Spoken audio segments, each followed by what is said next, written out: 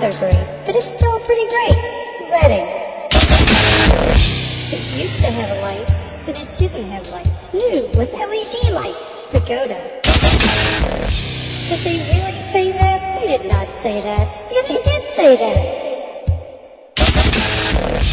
That's what she said.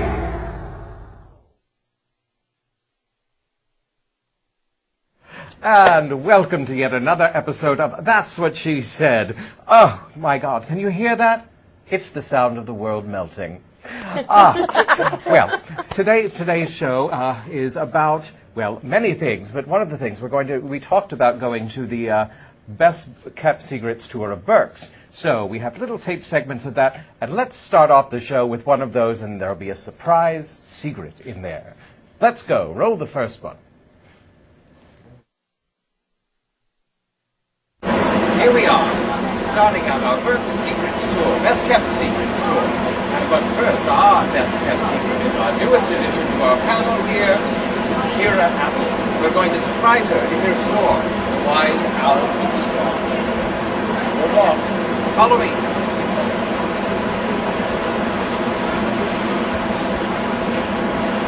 Come along.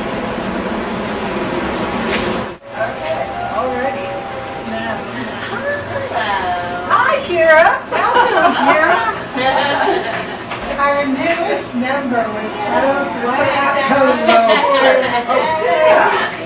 Welcome to the panel. I'm happy to be panel. Panel. Kira cannot join us today on our tour because, well, she has the business to run, but she will be with us at the show and get to know all about her. Well, why don't we find a little bit more about her right now? Okay. Here, I'll get out of the way. Go ahead, take it, Kira. Oh, no! You're on. All right, well, I'm Kira Apple.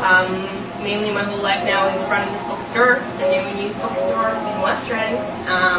We have a lot of cool stuff, vintage things, knickknacks, and kids' books, and fun things like that. We do community events, so we're really trying to, offer a lot of things to keep people coming in the door, because there's a lot of other options these days. Notes and Kindles and such, but we wanted something small and intimate, place where you could stumble upon something you didn't know you wanted. So that's the. How long have you been here? Just over a year, actually. Over a year. Been here just over a year. May 15th was our 1-year anniversary. Oh, congratulations. Thank you. And Kira has other community involvements as well. I do. I perform when I can, or whenever I can find the time. And that's the record.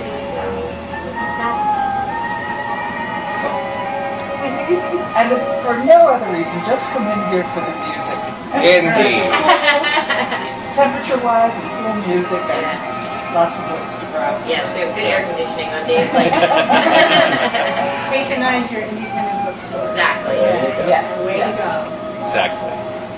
Thank you, Kira. Thank you. We'll see you on the 18th. Indeed. Thank you for stopping. Take care. We better get on our way. We have lots of things to see and do. Some baby animals to pet. Those baby animals will be up in just a minute. But yes, we have a new person on our panel. Welcome, Kira Apple. Yay! And I guess we should do the rest of the obligatory introductions. Go ahead. I'm Martha Richardson. Welcome, Kira. Thank you. And I'm Ellen Gallagher. Nice to have you here. Pleased to be here. Sheila Harrington, and I'm very happy you're here. I am. And Sheila is again knitting. Crocheting. Sorry. Crocheting. It's getting bigger and bigger. By December, we'll just be able to cover all of us. We'll have a little in-bed show. Unitarian. Yes, indeed. This phone reminds me. One of the things we were talking about before we came on camera was nobody seems to be able to be alone these days. There's no such thing as privacy. And it's kind of frightening to me. I grew up alone, but what Completely alone? Yes. They found me in a wood. Oh, wow. Twittering around my head. Speaking of twittering, that's right. You can tweet us at She Tweets to Me. That's right. Yes, she tweets to me or call us at 610-378-0426. All right, so privacy. Why can't anybody just be alone these days?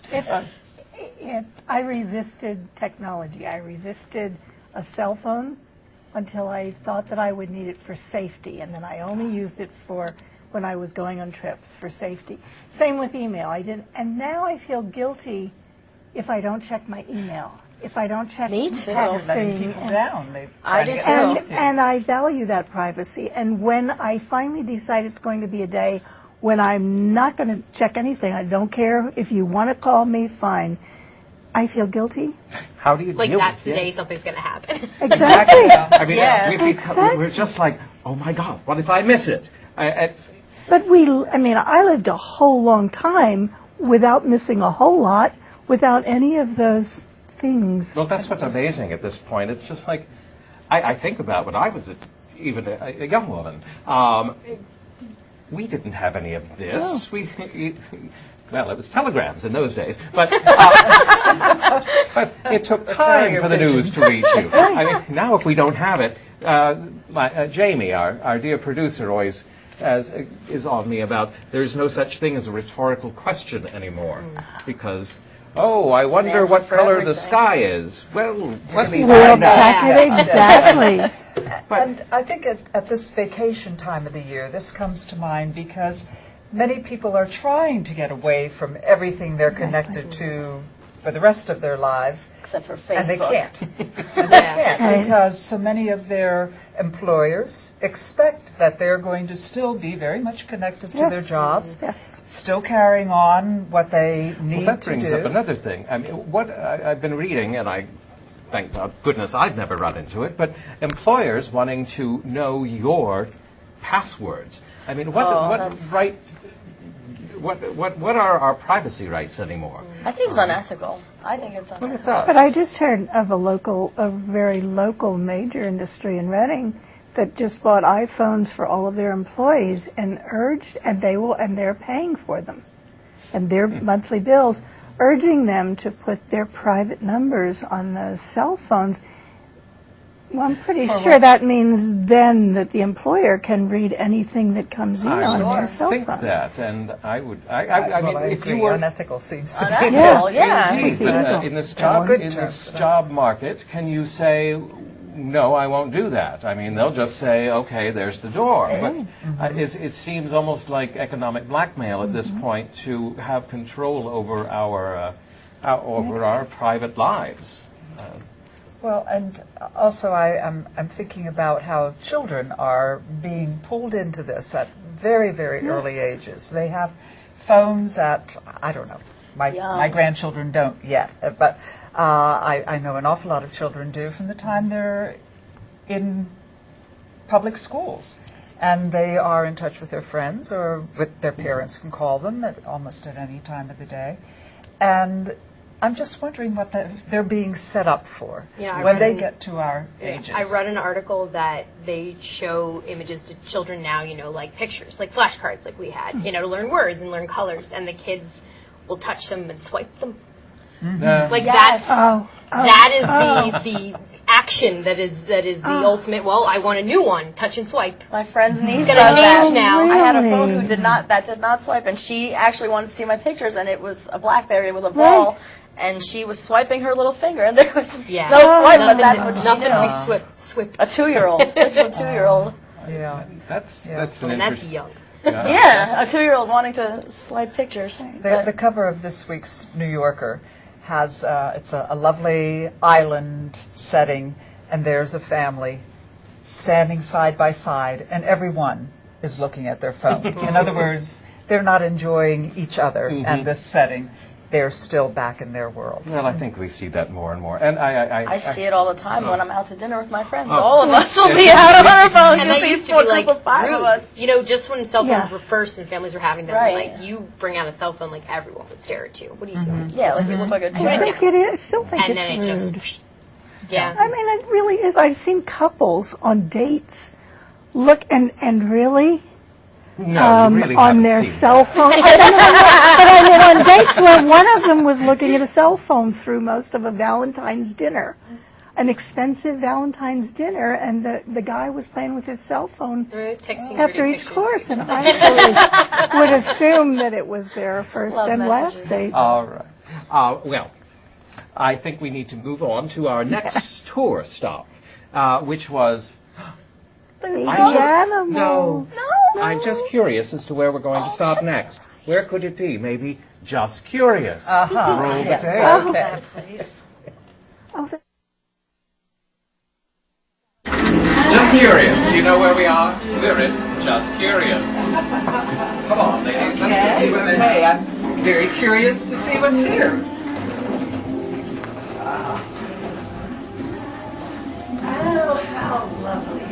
So is this the first place, or have you been to others? Oh, it's the very first one. All right. Starting with you. All right. Would you like some tea and cookies? We have a lot of cookies, a nice tea. I can't drink any tea, but No tea? okay. We just came for breakfast. It started with breakfast and then curious. All right. We have a downstairs area. We have a courtyard garden and a carriage house out back. There's lots to see here. Well, everybody's coming in, and one lady said, all right, this is our last stop. We've seen them all. And I said, all right, well, how does this compare to them? Oh, I really like this shop, but you come in second. I said, second to who? She said, the goat farm. Oh, I love the goat farm. Oh, baby goats. Oh, no. Even not done by goats. You'll still have a fun time. That is my prime destination. Oh, the goats are fun. Well, thanks. Lots of enjoy. Thank you very much. You're well off, Jamie. Oh, how lovely. Would you like us to go downstairs from here? Let's. Certainly. Who can resist the dark?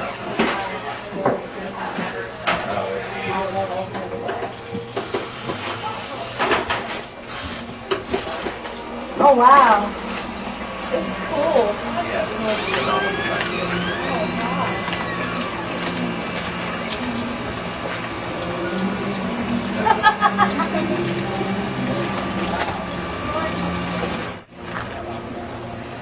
But they always, they're always they always are sweet. We're going to check out what's in this shack. Well, actually, it's a little cottage more than a shack.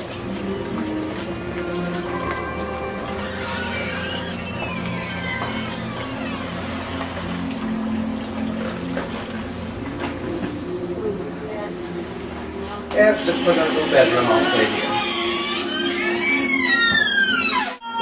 Every time I walk in a room, Judy starts playing. Look at this wonderful calendar. Flip it. Oh, that is neat. That's very cool. That is. Oh, metal. Yes. Nice. And we've had a wonderful spending time here. Just curious. I have a little mouse in the bag. I have a beautiful purple candle holder in my bag. And everything's wonderful. We're going on now to see the baby goats. Thank you. Catch you soon. Oh, my goodness. Well, there's more segments to come. We had such a fun time. Now, I am a little upset because we said we would do this tour, but we also said we were taking donations for our tour to Europe. And thus far, nothing has come in. So, keep that, or get that money rolling. You want to see That's What She Said in Spain. All right. Now, Kira has a bookshop. We wanted to talk about forbidden books as kids. So, Sheila. I wasn't not allowed to do much. Like, I was pretty much given free reign. Because I didn't really want to do anything this year. And if I did, I was told. But there was nothing I really wasn't allowed to do. So, as far as forbidden books, there weren't really any. And growing up in Hamburg, where we had a librarian who kept close tabs on the books that you were taking out of the library.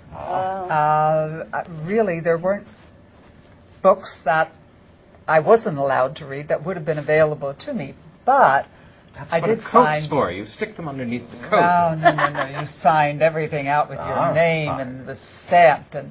But like magazines were a different thing. Ah. There were magazines that I was able to come across. from time to time, and I was reading stories about things that happened to women when they were walking down the street in dark neighborhoods and that sort of thing that I just had never imagined. That You were reading Twilight at that time. Actually, it's very educational. Ah, well, there you are. You know, my books were pretty well controlled when I was a kid, although I wasn't really told not to read anything or to read things. But my parents bought the books and brought them into the house, so that's what I read. But when I got to be a teenager and I could go out and find books for myself, I would just get books based on things I'd heard. So, like, Ragtime the Musical came out. That's a pretty, you know, I wouldn't say a family-friendly musical, but kids could watch it and there's nothing really offensive. But I was like, well, I'm going to read the book. And I was, what, like 12, 13? It's different. It's just me. I was way too young to be reading that. And it's funny, too, because that was the first book I'd read like that, too. So maybe nothing was forbidden, but I certainly ended up stumbling upon forbidden things that I didn't realize. Yeah. Your parents weren't aware that you got your hands on this. No, I bought that. I bought that with my own money. I own it. I still own it. Still own the copy. And I have a hunch if you were reading it now, you would find that there were even more things in it. Oh, right. Things I didn't even get. Yes. Oh, yes. My mother read things and and she was a reader, and she bought good books, but books that she didn't think I should read, and they were Du Maurier and some of those things and they were always in the top shelf of the linen closet, and I was always tall, so I quickly learned on that top shelf. One of the books, though, that I was not to read, and I was just thinking of this when we talked about it the other week, Mildred Jordan, who was a Reading author, she was Mildred Jordan Boucher, and she wrote a book called An Apple in the Attic. And I have no idea what that was about, but that was a rather scandalous book at the time, or at least in my mother's opinion. And she talked about it. I was not to read it. I did read it, and I think I was much too young to have any idea what was scandalous about it. But that was one of those books. Read it, or were you old enough at that point? No, I didn't. I mean, I read it. Oh, there was some shocking Pennsylvania Dutch sex. But books that my mother kept in the top shelf of the linen closet were the ones I strove to read. Pays to be told. Right. Where was your parents' hiding place? Oh my gosh! Honestly, like. They didn't hide anything. Well, they did. Well, I did, but I was a snooper. But I'd admit it. I'd say, look, I'm about to root through your drawers. My mom was okay. Just put it back. Whatever you take, put it back. So I was pretty honest about my snooping. I was like, I'm about to tear your room apart. My mother used to hide things in the attic way. She hid stuff, but she wasn't very good at it. I mean, if it was every kid under a knows shirt. Where their parents hide. Yeah. So, Jane, did you read forbidden books? I did not. Because she was alone. She grew up alone. There were no books in my little tree stump. Well, actually, no. I didn't learn to read until I was about 15. Really? My goodness. And so, oh, my goodness, we have a home caller. Saved by the home caller. Right. Hello, you're on That's What She Said. Yes! Oh. Hey, you're like this real lovely lady. Hey, you're talking about books that are forbidden. I just read a book called 50 Shades of Grey. Oh, that's one of those books that I had to read. Right. Because I wanted, it was big and I owned a store, so, it's funny that you say that in the forbidden sense, because that's scandalous. That is general now. Like, no one... Filthy book. Then what were you doing reading it? Thank you for calling in.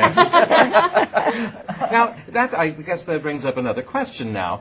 Since we have a book like 50 Shades of Grey that is so universal at this point, are there any forbidden books anymore? I'll be honest, that book is really not that dirty. No, it's not. Thank you. No, but I'm hearing really differing opinions. It's entertaining. I compare it to, what you would compare it to in terms of dirtiness. Like Anne Rice's Sleeping Beauty trilogy, which is like the gold standard. Like that's, many years ago, she was writing under a pen name. Like that is, holy cow. Woo. that's a whole other world, like a fantasy world, and this is it's just kind of tapping at the glass looking in. Like, there's nothing too shocking in this. No. So are there Lolitas today? Are there Lolitas? Yes. In real life? No. Oh, I was going to say, I think to have like a literary. Right. Certainly. Like that. But it's falling by the wayside because I feel like that has been, lumped in with pop culture. So it's like, it can't be beautiful. It can't be wonderful. Well, because of the general media, because of general publications, there's so much that we can see on television that when things like Lolita came out, that was shocking, but watch a soap today. Watch General Hospital. It's all on at 3 o'clock. Mm-hmm. I mean, what is shocking anymore? Nothing. It's nothing. There really being isn't. Without your phone, apparently. Yeah. Taking a day off. That's not shocking. That's horrifying. My goodness, I can't talk to Joe about what he did for dinner. All right. Well, here it comes. Here it comes, ladies and gentlemen. We're about to see baby goats. Oh, my favorite. So cute. Yay. Oh, if they want to bring a tractor out, they'll tell us. I'm going to see the baby goats. Come on. Ellen, have you picked up the one you want to take home? Oh. Goodness.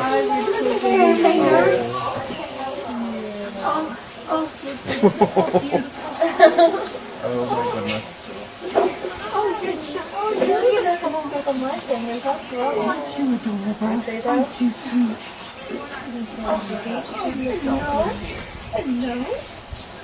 Hello, pretty boy. So glad I had a gel manicure because this is so adorable. Sorry. That's so funny. I'm just eating all the ghosts. I like the noises. And how long have you had this place? We've been farming commercially where we're, not just as pets anymore, since 1996. And what do you produce? Mostly we have raw milk, which we sell. We have our permit for that. We There also you go. have fresh goat cheeses, feta, freestyle yogurt, and then I also make a little soap. Oh my God, that's wonderful. So everything goes. All right. These are alpines. No, they're going to get full size when they grow up. Actually, we're going to put right now. They're alpines, and then we have a few with the little tiny ears. Right. They're called the monsters. Okay, because I saw one over there. So these are the monsters. In the back there were two with really long ears. Right. They're called Nubians. Yeah. Oh, little fluff piles. I'll ask her if it's all right if we... Oh, I love them. Look how little and fat they are. Get in there and see the little chickens. Oh, I love them. They're so fat. They look so squishy and like chunky. You've seen the producer. Now let's go have the product. From goat to store.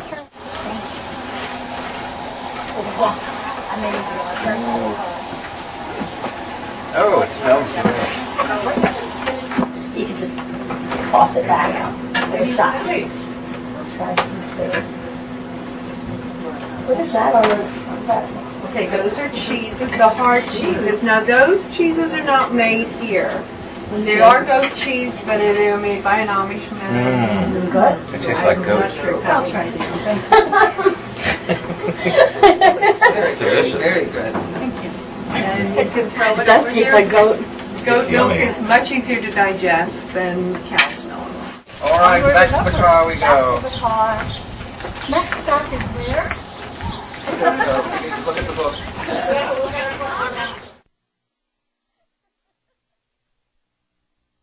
You're watching BCTV.org. Be informed. Be involved. Be a member. For membership information, go to www.bctv.org/support/membership. For other stories and information, go to bctv.org. Becca's watching. Oh, is she? Yes. We were just checking in who's watching. And we got a new follower on Twitter. We did. Who? Well, it's Dell. Well. Someone I know. But Well, that's a follower. is That's a follower. important. tweet us. She tweets to me on There Twitter. you go. And ask us questions, and I'll be following. And that milk did taste like goat. It did. I'd like to give up a shout out, speaking of followers. I was shopping the other day at a store which will remain nameless, but Rhonda was the lovely manager. But Marcella stopped by and said, I watch your show all the time. The Italian food looked delicious, and it was. So, yes, it was, even though I didn't get to taste any of the sauce. But I'm told it was delicious. We will have to have him back on again. Okay. Huh. Now, you know, when Elvis died, or when the Beatles broke up, or when speaking of the Beatles, John Lennon was shot, these are these moments when you know where you are. So, what's your moment of you know exactly where you were when this happened? I honestly think the only one is 9/11. I was old enough for Challenger, although I was old enough for Columbia, but for some reason I do not remember where I was for that. But 9/11 I do. I was in my 11th grade world history class, and we had kind of heard about it, and then we they still rang the bell, and we went to the new class, and we sat down, and he was a very quirky, odd man, but he had the TV on, and he was just propped up on the desk, and he's like, you are watching history. Listen. And we just watched it, and we watched it for the next class, and we watched it for the next class, and then midway through, people could go home. So, I certainly remember where I was when that happened. Hold on 1 second. We have another home viewer. Yay. Welcome to That's What She Said. Hello. Hello. Hello. This is Drew the Bugman. Hi, Drew. Hi, Drew. I heard told about... me to tune in tonight, and here I am, and bravo, what a great show. Thank you so much. Thank you. Yeah. Well, I'm going to get going because of the 7-second delay here. All right. Bye-bye. Bye-bye. Thank you for calling. The Challenger is one that I remember because I had been a candidate for teacher So in was space. Barry. Oh, my goodness. And so it was something that I was very emotionally involved with. And that afternoon, we didn't have the television set on in school. It was kind of right after lunch, and the children had a lot of different projects that they were working on. And the librarian came to the door, and well, I'm sorry, I can't talk about it now. But I can't even imagine. I knew someone else who is a teacher and who was very interested and was a candidate as well, and it was just he still can't talk about it without and it's hard. Afterward, I was invited to the Johnson Space Center in Texas and got to meet many of the astronauts and got to work with some of the programs that they were espousing at that point. They were hoping we were all going to go back to our classrooms and let children know that space exploration was still a very, very important thing. And so it had some positive reactions to it. There were good things that came out of it, but a very, very upsetting moment. It's scary to think that. So. You're looking at me. I actually, that was because Barry was also a candidate and very, very much wanted to go into space, and I was so hoping he wouldn't be chosen.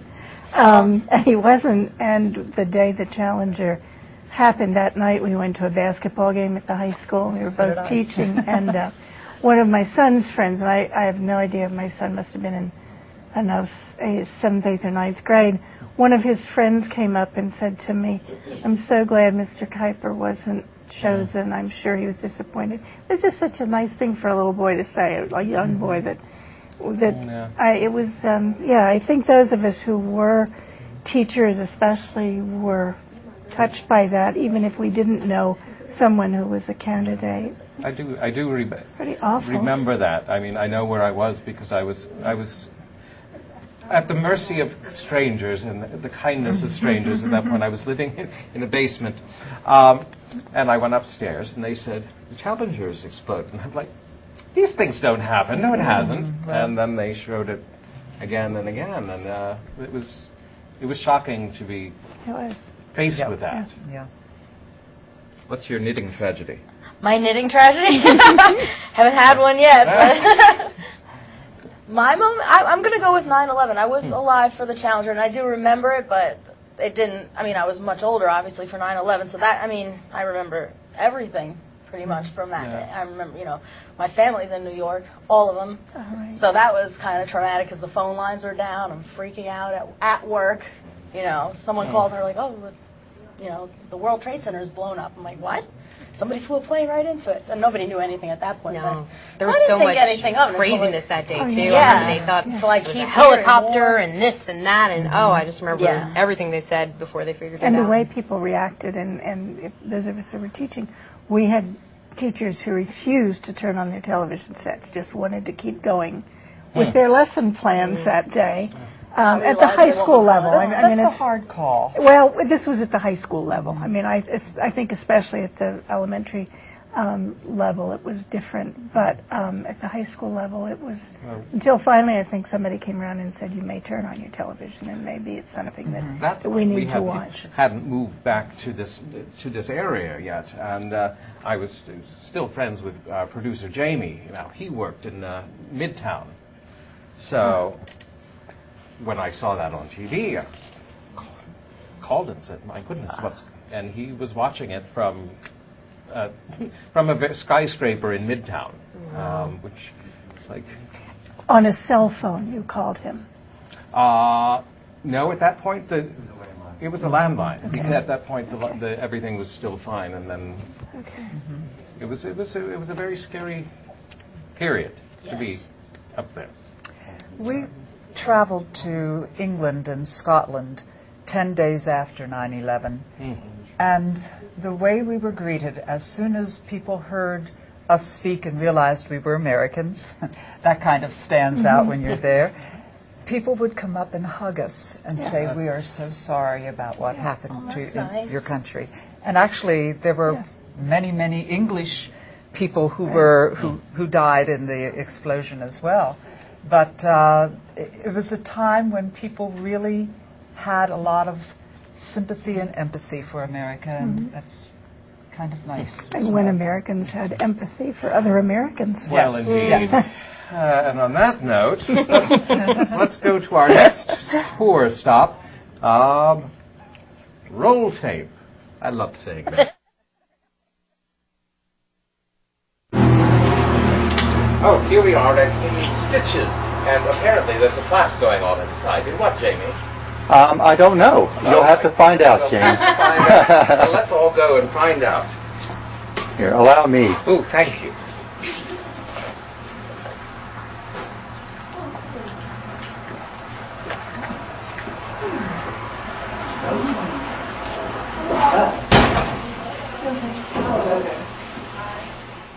Here there's a class going on. Yes, we're doing stack and whack. I know. We'll show you what that's all about. We'll have to go find out. Yeah. Are these teachers?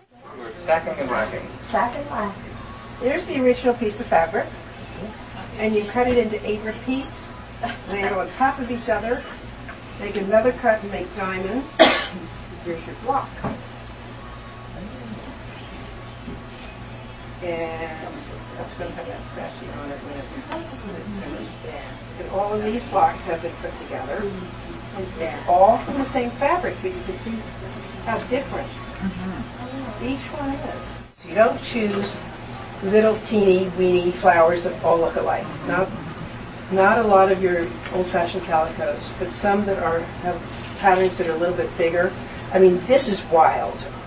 That's about the wildest I've ever seen. And because I teach it, I had to do it. This is one that Denise did, and this is the fabric she chose. So they're little, but they're colorful, and they're all different, so that when you make 8 repeats, 8 cuts, those are the 3. That's very cool. Very nice. Because it could have 2 centers. I'm just looking at it, I think that would be pretty as the center. So you lay it out right so.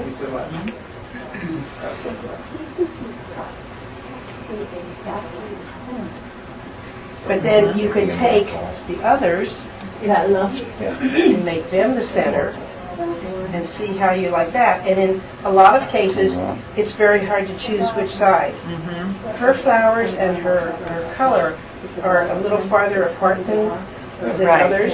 And so the first one probably worked well. But if you had a lot with that in the center, then it makes a ring. That makes a ring, maybe you want to do one that doesn't have that in the center and do the leaves. I'm just playing the devil's advocate here because this would also make a beautiful block too. Because look at that. That's quite pretty. Yeah. Once I'm going to use my sewing machine, I'm going to come and buy that kit to make that. But I have to learn to use my sewing machine first. Problem with your bobbin, right? I do. That's right. You were going to solve my bobbin problem. Okay. That's Lori's pen. Yes. You have to go to the pen. Yes, we must go to the pen. About how far to the soapbox? Not far at all. It's right on Penn Avenue. Okay. In Robisonia. Yeah. Actually, we could probably park at one and walk between. I think they're pretty close to each other. They are. Well, Sheila, when the heck are you going to finish with this so you can do your own stack and whack? I know, that's my next project. I want to do stack and whack. Well, I have to learn how to use the sewing machine first. Lay it out here on the table. Bring my sewing machine, try all my kinds of squares. combinations. Now, there's something that's been in the news, and I think it's a cosmetic product like Botox, but I'm not sure. And I hear you know something about it. The Higgs Higgs Botox. Boson. Boson. Oh. Particle. Okay. Oh. Well, really, I'm not so sure that I know much about it at all. But seeing the quilting piece that we were just watching reminded me that I had asked my son to kind of help me out with an understanding of what this all was. I had done a little research, and there were words that I was not at all familiar with. I knew nothing about the standard model. I knew nothing about all the different kinds of quarks and the fermions and all of that. And what he said, well, what they're trying to do, he said, think of it as quilters all over the world and for decades coming up with their own little precise piece of what they think is the explanation to this theory of everything. And then they start putting them together, and there are missing parts that would make it fit together. And that's kind of what the Higgs boson will do for the standard model. It's like Jell-O. Well, that's matter. It fills in those empty spaces. This gives it makes mass, that's for sure. Yes, which is what the Higgs boson will do. You have to understand what that collider is. What, 17 miles? Is that what it was? Mm-hmm. There's a linear accelerator at Stanford University that we toured a number of years ago. Barry wanted to go, and I thought, oh, how boring. Physics, really? Those students that I've taught who were physics majors know I get hives at the thought of physics. It was one of the most interesting things we've ever done. And at the linear accelerator at Stanford is a mini CERN. It's a mile of where particles are shot through at an incredibly, I suppose, I have no idea. The control room was 5 stories underground, and it looked like truly something from a science fiction. It was an incredible tour, and I still have no idea what really happens to it. But the whole idea of taking something that has no mass, and yet we call it matter, and giving it mass by doing something to it is totally beyond an English teacher's understanding. So it's cool. So if you're listening at home or tweeting, again, at That's What She Said, she tweets to me, or 610-378-0426. Call us and tell us, what's the matter? We just don't, I don't think we understand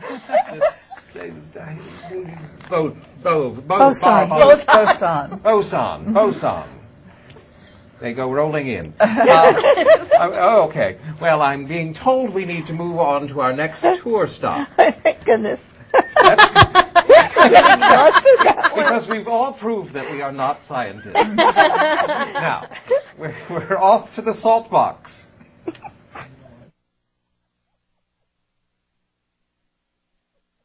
Here we are at the salt box. All right, let's go in.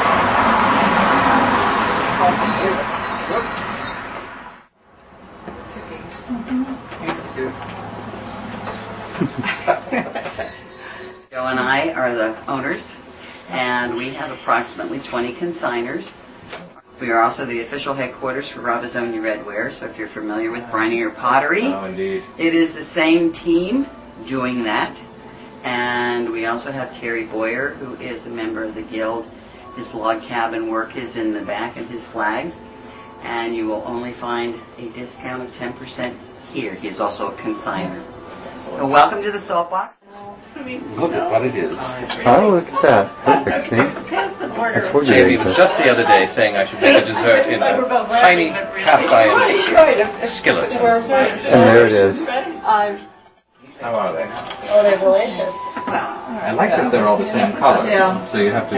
Yeah, you have to smell them. Which is odd, because I usually only smell ones that I like chocolate. Ooh. That's really chocolatey. It is, smell it. That makes me... It smells like glitter. Oh, my. Like Hershey Kisses. I don't like I want to smell the chocolate, though. Oh. Here, just... Yum. Yes. It's amazing, because I mean... It smells like chocolate. Our soy candles are made in Lebanon County by a couple by the name of Patricia and Richard Dellebright, and they do a wonderful job. And if you're not a candle aficionado like Joe is, the best way to burn a candle is not to blow out or snuff out your wick, but to dip the wick. So it just goes out. So that it goes out, and then you pull the wick back up. The fragrance will continue throughout the house, and you will get no black soot. Ooh, hazelnut coffee. It smells like hazelnut coffee. One person will win everything. It's valued at over $300, including these Robizonia. A friend of mine, Joanne Lawrence, has a lot of the redware. Oh, Braniger's, Mr. Braniger. We had our famous meatballs that we served with cranberry jalapeno sauce. Ooh. That we only served during the Spirit of Christmas Trail in December. So she did that for the benefit of the fathers or the guys that came in, because they really like it. The longer they sit in the sauce, the zippier they get. And they're made with a Worcestershire sauce or mustard with horseradish. The recipe is back there. Some honey, regular deli mustard, and it really makes a sweet sour type of sauce that you eat it right away. It's very appealing. If you wait till the meatballs get dark, they got a kick. Dipped your wick. Oh my goodness! Oh, sorry, we were just having a wonderful time. Someday we'll tell you about it. I hear we have a home viewer, so hello, welcome to That's What She Said. Hello. This is Irving Gonzalez. Irving! Oh my Hi!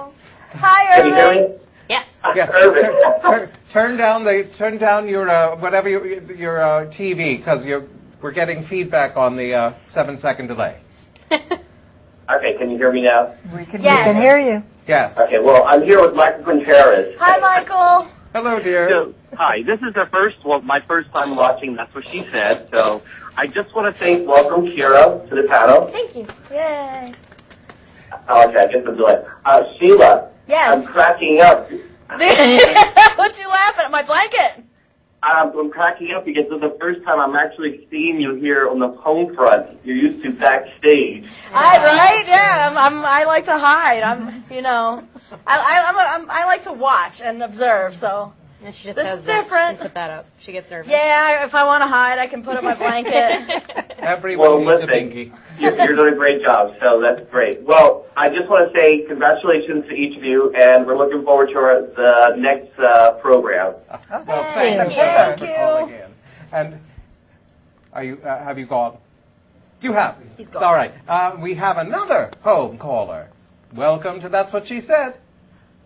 Hi, Dean. This is Marcella. I met you at the dress bar. Oh, my goodness. How are you?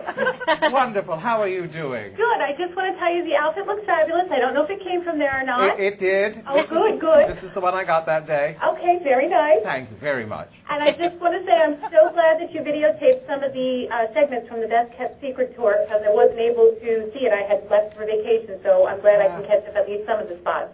Well, indeed. We tried to get to them all, but there's only so much time in a day. Exactly. But we had a great time, and thank you for tuning in again. Oh, absolutely. I'm telling all my friends about it. Oh, excellent. Have a good one.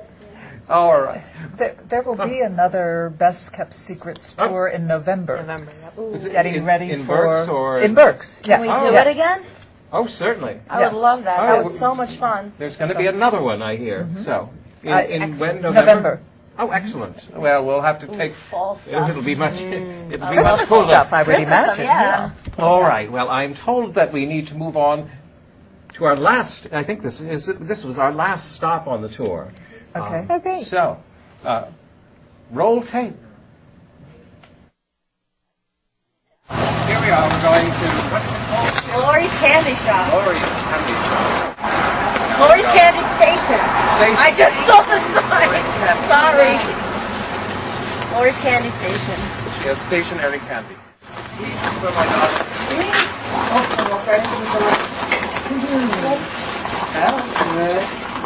Hi. Oh, hello. Oh, there they are. They're so pretty. I love that. What am I missing? Beautiful painted candy. Oh my goodness. Favorite color. And what color are those? Pink. And purple. And every color. Goodness. Do you make them?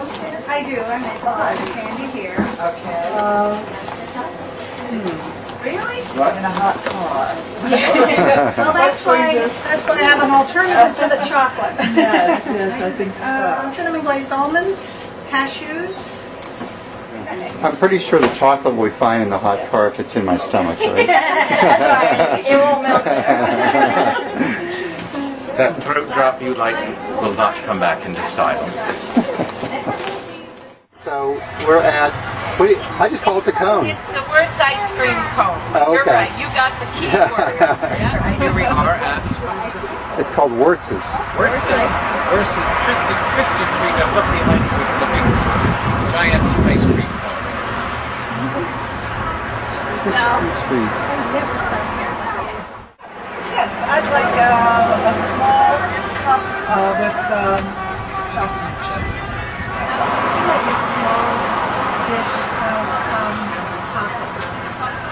What is a lemonade sugar? The actual slushy, fresh baked lemonade. I will take one of I those. get a regular black raspberry shake. Fat-free, sugar-free, orange tea. Well, here we are at the end of the Best Kept Secrets of Berks County tour. We've had wonderful ice cream. We've bought lots of things. We've spent all our money. And now I'm calling it a day. What do you think? It's Good been idea. wonderful. It's been a great day. A lot of fun. Even the weather was perfect. Oh, it was wonderful. And we have uncovered some wonderful secrets that we will certainly revisit and tell our friends about. Here. Thank you for joining us. We'll see you in the studio. And like magic, here we are. Now, I am told that, we have an announcement We have that a Sheila birthday. must give. Yes, I have to wish my friend Ferdinand happy birthday. I hope you're having a wonderful day. Shall we sing? I don't think we can. No, I don't want to. Too hot. Fine. All right. We should let you know that we are, of course, bi-monthly.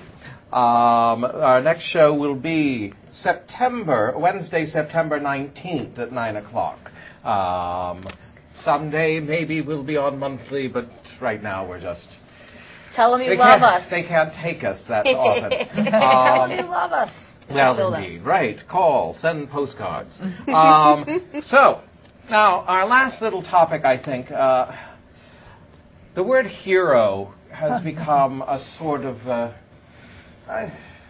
well, what has the word hero become? What is a hero?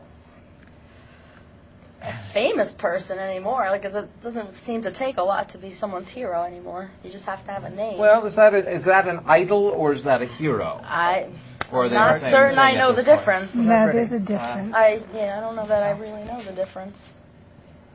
I've stopped the room. I'm going to ask the English teacher. Is there a difference? Yeah, absolutely. Because I think a hero is somebody who is courageous.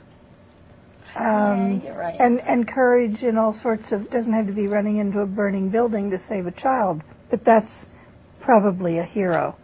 But somebody who faces adversity without compromising his or her own ethics.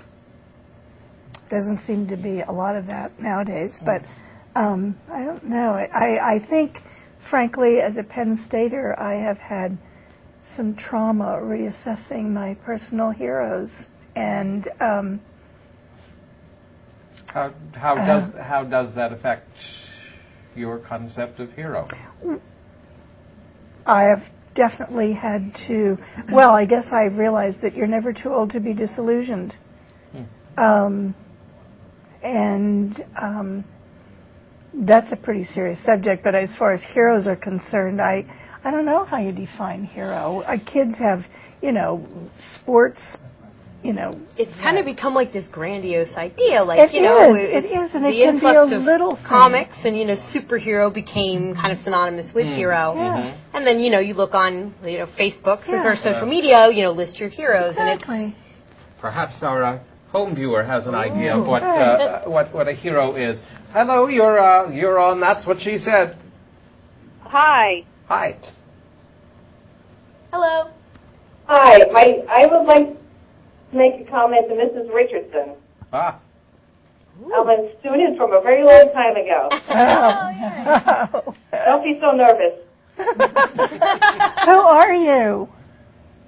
Kathy Steele. Oh, Kathy. Nice to hear from you.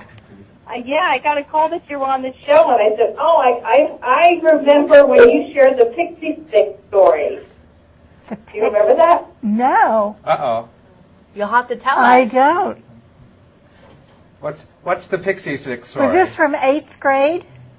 Yes, this was the pixie stick story when you were called on by your teacher, your math teacher, and you shared your story about not having enough pixie sticks. Oh, in 1st grade, when I ate them. That's too long a story to share. So you were a greedy little child who ate everyone else's pixie sticks. No. That's for another time. But my gosh, I'm glad. That was a great story. That's not a bad story. That was a great story. You jogged your memory. She had forgotten. That experience in 1st grade. It was trauma. Well, thank you for calling. Thank you, Kathy, for calling. I hope you'll be a regular watcher. And yes, I will. You were my hero. That's a great story. There you go. There you are. Yeah. Thank you. And I think there is a difference between our personal heroes and the term hero overall. Yeah. Heroes, as you said earlier, are generally celebrities that, for whatever reason, whatever they've achieved in their lives, we all look up to them as being an idol or someone that we would like to try to live our lives according to their standards. But I think we all have personal heroes as well. I think and you're it's right. awfully nice that when they're sometimes our teachers. Is a hero someone who selflessly does something to make the world a better place without expecting any sort of recompense or recognition? Yes. Is that or has an impact on us that affects our lives that they didn't even know they had that. They made that impact. That's probably most heroes are not trying to be heroes. That's what I was going to say. I don't know that they tried to make the world. They just happened. They just didn't. All right. Well, quick. And that's the difference down the line. Between Hero. Oh no. Not quick enough. My mom. I really respect her. She was very, she was younger when she had us, and I've been watching home videos of her raising us when we were kids, and it's just interesting. She had me when I was her age now, and I couldn't even conceive of raising a child. No. So, I respect that. I admire that. My husband, Barry Kuiper, is my hero because he raised my children and put up with me every day. He is my hero. All right. Well, of course, after a mother and a husband, yes, I would have to ditto both of those. But when I look at someone that I think, wow, if only I could contribute like that person has in history, the one that I keep coming back to is Charles Darwin. I like that one. That's a good one. Yeah. I'm gonna follow Kira, and I'm gonna go with my mom because she puts up with a lot from our entire family, and it's not easy, but she just does it. And she's cool like that. Well, that's wonderful. Love her. Great. And Jane? Oh, well, I would have to go with Amelia Earhart because I have a thing for women who get lost. We're lost and found. Well, indeed. You've done Amelia one better. Well, there you go. But I thank you all for joining us. Remember, we are back again on Wednesday, September 19th at 9 o'clock. This is That's What She Said with Kira, Martha, Ellen, Sheila, and of course me, Jane Street. And we thank you for joining us. And you have a wonderful, wonderful evening. And we'll see you soon.